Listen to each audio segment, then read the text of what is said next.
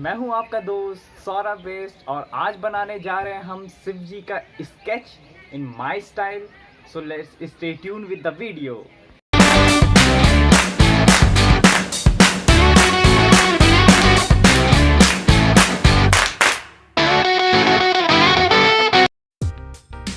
तो जब मैंने स्केच बनाना स्टार्ट किया ना, तो मुझे कुछ आइडिया नहीं था कि किस तरीके से ये स्केच बनेगा, क्या इसमें मैं किस तरीके से इसका स्ट्रक्चर रखने वाला हूँ। कुछ ऐसा ध्यान में नहीं था। सिर्फ मुझे इतना पता था कि मेरे पास एक चैलेंज है जिसमें मुझे भगवान शिव का एक स्केच बनाना है, और ये स्केच जो होगा वो बिल्कुल डिफरेंट होगा। जो आज तक हमने जितनी भी फ़ोटो देखी उन सब से ये अलग होगा, हटके होगा। तो मेरे सामने जो सबसे पहला चैलेंज था वो ये था कि जो बॉडी स्ट्रक्चर है वो किस तरीके से होना चाहिए, जो फेस कट है वो कैसा होगा, ये दूसरा चैलेंज। और जो नंबर तीसरा चैलेंज था वो था कि किस तरीके से जो शिव जी का त्रिशूल है उसे किस तरीके से किस पोजीशन में लगाऊं मैं।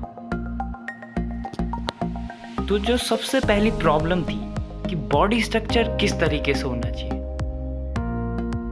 तो वो इस तरीके से सॉल्व हुई कि जब मैंने बहुत सारी फोटोज देख ली तो तब काफ़ी एनालाइज करने के बाद मुझे ये लगा कि स्टैंडिंग पोजीशन में अगर मैं शिव जी को बनाता हूँ तो काफ़ी अच्छा लगेगा ये।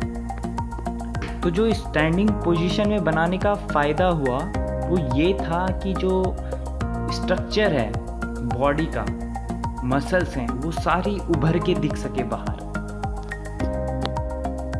और जैसे ही ये सारा काम हो गया उसके बाद मैंने एक रफ डायग्राम बना लिया। और फिर उसके बाद जो दूसरी प्रॉब्लम आई वो थी कि जो भगवान का फेस होगा किस तरीके से होगा। काफ़ी प्रयास करने के बाद जो फेस था, काफ़ी जगह सर्च करने के बाद कि किस तरीके से मैं भगवान का फेस बना सकता हूँ, क्या क्या पॉसिबिलिटीज़ हैं, वो सारी देखने के बाद मुझे ये वाला फेस दिखा। बट मैं श्योर नहीं था कि यही होगा एंड तक फेस, तो इसलिए मैंने उसे ढूंढना जारी रखा। और मैं उस टाइम सोच रहा था कि इस बार जो मैं एब्स बनाऊँगा वो पिछली बार वाले वीडियो से बेटर बनाऊँगा। जो पहली बार हमारी इस वीडियो को देख रहे हैं या पहली बार हमारे चैनल पे आए हैं तो मेक श्योर कि वो सब्सक्राइब कीजिए, क्योंकि हम उनके लिए ऐसी वीडियो लाते रहते हैं। तो जब मैं स्केच बना रहा था तो मेरे दिमाग में एक कहानी चल रही है कि शिव जी की उत्पत्ति कैसे हुई, और अगर मुझे शिव जी को बनाना था तो मुझे यह जानना आवश्यक था कि उनकी उत्पत्ति कैसे हुई। इसके लिए मैंने इंटरनेट पर सर्च किया और फिर मुझे क्या पता चला वो कहानी मैं आपको बता रहा हूँ अभी। कि जो सबसे पहले जब ब्रह्मांड में कुछ नहीं था, मात्र शून्य था, तब होती है नारायण की उत्पत्ति। और जब नारायण की उत्पत्ति हो जाती है तो कुछ समय बाद उनकी जो नाभि होती है वहां से एक कमल की उत्पत्ति होती है जिसमें ब्रह्मदेव विराजमान है।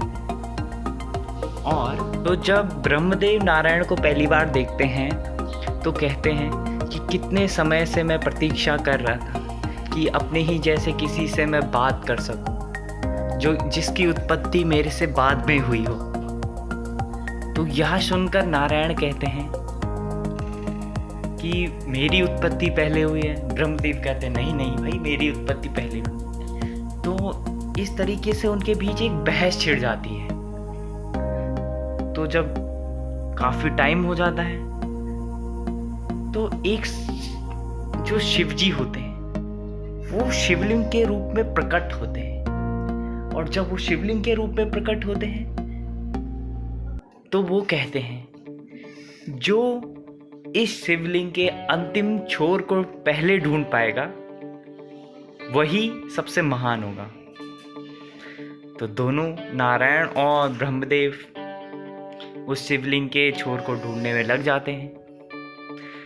काफ़ी प्रयासों के बाद, काफ़ी समय के बाद उन्हें वो छोर नहीं मिलता है।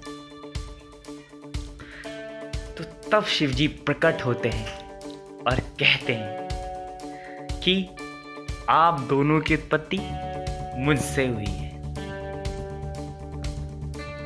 तो इस स्टोरी से आप समझ सकते हैं कि जो शिवजी हैं वो कितने पावरफुल गॉड हैं। तो अगर मुझे उनका स्केच बनाना था तो उन्हें पावरफुल दिखाना बहुत ज़रूरी था।